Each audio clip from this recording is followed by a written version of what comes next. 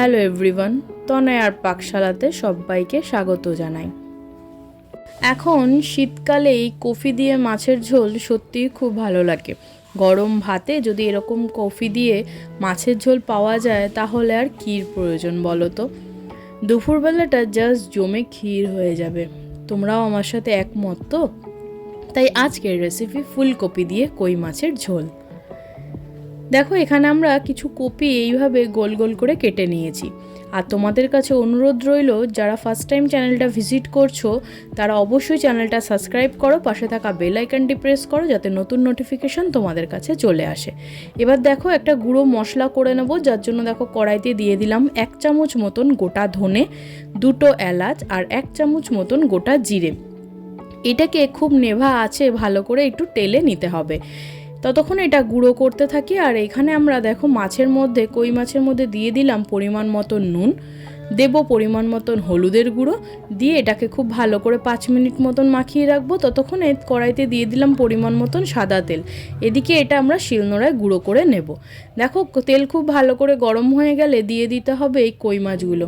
কই মাছগুলোকে খুব ভালো করে এপিট ওপিট করে কিন্তু ভেজে নিতে হবে। এবার ভালো করে এইভাবে নাড়িয়ে নেওয়া হয়ে গেলে দেখো, প্রত্যেকটা মাছকে খুব ভালো করে ভাজা হয়ে গেলে এগুলোকে তুলে নিতে হবে। কই মাছ কিন্তু শরীরের জন্য সত্যি খুব ভালো, এবং যেহেতু এটা জিওল মাছ সেই কারণে। এবার এখানে দেখো মাছগুলোকে উল্টে পাল্টে ভালো করে ভেজে নিলাম। ততক্ষণে যে গুঁড়ো মশলাটা করেছিলাম সেটাকে একটা বাটির মধ্যে নিয়ে এটাকে ভিজিয়ে রাখবো কিছুটা জল দিয়ে। ততক্ষণে আমাদের এই মাছগুলোকে তুলে নেওয়ার পালা। প্রত্যেকটা মাছকে আমরা এই বাটির মধ্যে দেখো তুলে নিচ্ছি একটা একটা করে। তোমরা চাইলে ফুলকপি দিয়ে অন্য যে কোনো মাছ কিন্তু রান্না করে খেতে কিন্তু বেশ ভালোই লাগে। এবার ওই শিলনোড়ার মধ্যে দিয়ে দিলাম কিছু টমেটো আর কাঁচা লঙ্কা, যেটাকে বেটে নেবো। তোমরা চাইলে এটা মিক্সার গ্রাইন্ডারে পেস্ট করে নিতে পারো। কড়াইতে ওই তেলের মধ্যেই ফুলকপিগুলোকে দিয়ে খুব ভালো করে উল্টে পাল্টে ভেজে নিতে হবে। এর মধ্যে দিয়ে দেবো পরিমাণ মতন হলুদের গুঁড়ো। এখানে কপি ভাজতে গেলে একটু তেলের কিন্তু প্রয়োজন আছে, তাই জন্য তোমরা পরিমাণটা বুঝে তারপরে এটাকে খুব ভালো করে কিন্তু লাল লাল করে ভেজে নিও। কপি যত সুন্দর ভাজা হবে আমার মনে হয় ঝোলের স্বাদ কিন্তু ততটাই বেড়ে যাবে। আর কপি যদি খুব ভালো করে ভাজা না হয় তাহলে একটা কপির কাঁচা কাঁচা গন্ধ থাকবে, যেটা খেতে একদমই ভালো লাগবে না।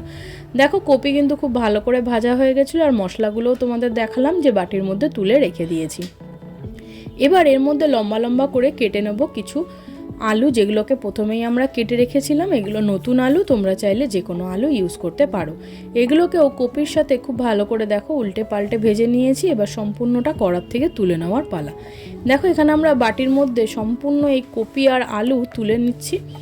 এবার ওই কড়াইতেই দিয়ে দেবো পরিমাণ মতন সর্ষের তেল। তেল খুব ভালো করে গরম হলে দিয়ে দেবো ওর মধ্যে কিছুটা গোটা জিরে, দেবো 2টো তেজপাতা। এবার দিয়ে দেবো সেই বেটে রাখা মশলা, টমেটো, এখানে কাঁচা লঙ্কা। এখানে আমরা আদার কোনো ব্যবহার করিনি। এবার খুব ভালো করে এইভাবে কষিয়ে নিয়ে দিয়ে দিলাম বেশ খানিকটা পরিমাণে কড়াইশুঁটি। এখন এই শীতের বেলায় মাছের ঝোলে কিন্তু কড়াইশুঁটির বেশ একটা চর্চা কিন্তু থেকেই যায়। এবার দিলাম হলুদের গুঁড়ো আর দিচ্ছি কিছুটা লঙ্কার গুঁড়ো, দিয়ে খুব ভালো করে নাড়িয়ে দেখো এর মধ্যে দিয়ে দিলাম পরিমাণ মতো নুন, দিয়ে খুব ভালো করে এটাকে নাড়িয়ে নিতে হবে। মশলাটা ততক্ষণ অবধি কষাবো যতক্ষণ না মশলা থেকে খুব ভালো একটা তেল ছাড়ছে এবং খুব ভালো গন্ধ ছাড়ছে ভাজা ভাজা। এবার এর মধ্যে দিয়ে দিলাম ফুলকপি আর আলু, দিয়ে আবারও খুব ভালো করে কিন্তু 5-7 মিনিট এটাকে এইভাবে নাড়িয়ে চাড়িয়ে কিন্তু কষিয়ে নিতে হবে। একটু মজার জন্য দেখো আমরা ঢাকা চাপা দিয়ে রাখলাম 5 থেকে 7 মিনিট। এখানে আলু আর কপি কিন্তু অলমোস্ট সিদ্ধ হয়েই গেছে বলতে পারো। এবার খুব ভালো করে নাড়িয়ে চাড়িয়ে নিয়ে দিয়ে দিলাম পরিমাণ মতন গরম জল। এখানে ঝোলটা তোমরা অ্যাডজাস্ট করে দিও কে কীরকম পরিমাণের খাবে। খুব ভালো করে নাড়িয়ে চাড়িয়ে দেখো বলক ওঠা অবধি অপেক্ষা করব। একটু বলক উঠে আসলেই এর মধ্যে দিয়ে দিতে হবে সেই ভেজে রাখা মাছগুলো। দেখো, খুব সুন্দর কিন্তু একটা কালার এসছে। একটু ঢাকা দিয়ে দেখো বলক উঠে গেছে। এবার এর মধ্যে দিয়ে দেবো সেই ভেজে রাখা কই মাছগুলো। কই মাছ কিন্তু খুব বেশি সিদ্ধ করার প্রয়োজন পড়ে না, খুবই নরম মাছ, একটু ভাপ পড়লেই সিদ্ধ হয়ে যায়। এবার একটুখানি দিয়ে দেবো চিনি, অল্প একটু। এটাতে কিন্তু মিষ্টি হবে তা কিন্তু নয়, একটু স্বাদের জন্য দিয়ে দিলাম। আর দেবো স্বাদ বাড়ানোর জন্য বেশ খানিকটা কতগুলো ফাটিয়ে নেওয়া কাঁচা লঙ্কা। দেখো আমাদের এই রান্না কিন্তু একদম রেডি। গরম ভাতে এরকম রেসিপি হলে আর কি চাই।